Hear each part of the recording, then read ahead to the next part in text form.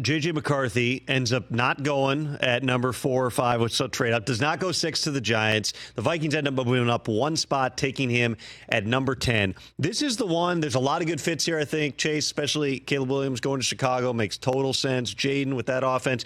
J.J. McCarthy in Minnesota. If you want to talk about a team that, granted, they tried to trade up for Drake May, but they did really like J.J. McCarthy. And J.J. McCarthy in the process really liked the Vikings. This, to me, seems like with the weaponry that he's got there with Kevin O'Connell calling the plays, I couldn't think of a better situation.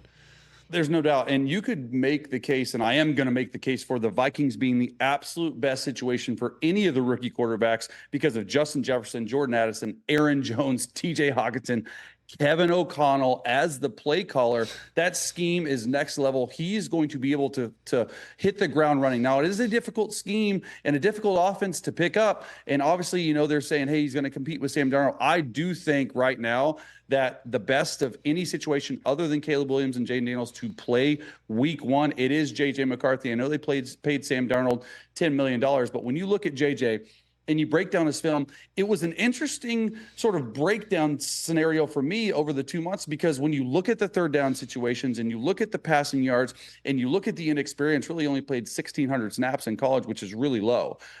It's hard to understand, like, what he can do at the next level. Obviously, the pro day was one of the best pro days that I have ever seen, and the pre-draft process was really good. He's a rah-rah leader type guy. But when you do the tape and you break it down, Michigan really didn't need him to win some games last year.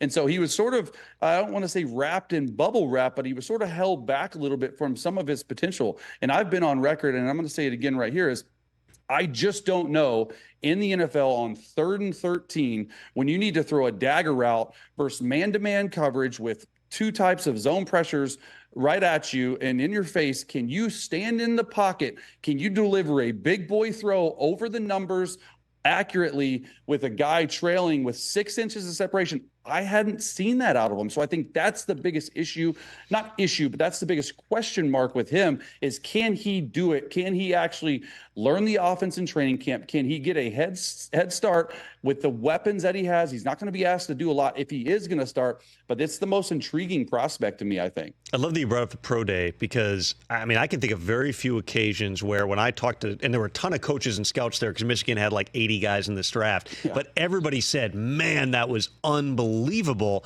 for him to throw on air. I mean, one head coach said to me, he goes, I didn't know he had that type of horsepower. So to watch him live, how the ball comes out of his hand, that definitely helped him. One more I want to get to here, Chase. We're talking to Chase Daniel, longtime NFL quarterback, now NFL Network analyst. Bo Nix to Denver. That one might have been of the, you know, outside of Caleb Williams, that might have been the most popular one where everyone I talked to in the league was like, oh yeah, Bo Nix to Denver. Sean Payton's guy, coach's kid, 61 starts, will do exactly what he tells him to do. When you think Bo Nix in Sean Payton's offense, what do you see? Well, it's probably the only rookie quarterback of the group that could handle that Sean Payton offense. I was with Sean and Sean's offense for 5 years and another 2 years with offensive coordinator Joe Lombardi. So I know that offense inside and out. It is very wordy. It's very difficult to pick up. They took the experience factor. And I thought personally at the time it was a little bit of a reach to go 12. But when you have your guy out there for the future and quite honestly for the present, if you look at the depth chart of the Broncos quarterback room, it makes all the sense in the world.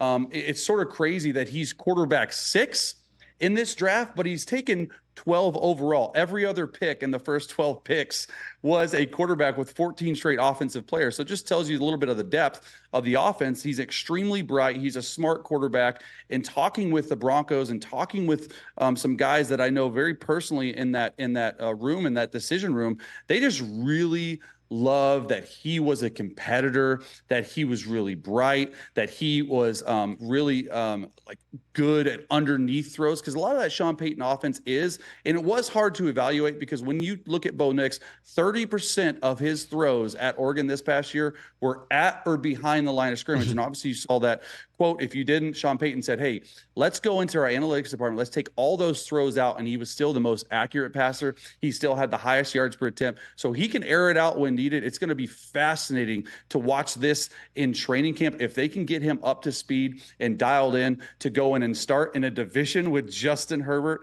and Patrick Mahomes, it's going to be difficult to see. Catch the Rich Eisen Show every single day on the Roku channel, 12 to 3 Eastern, for free.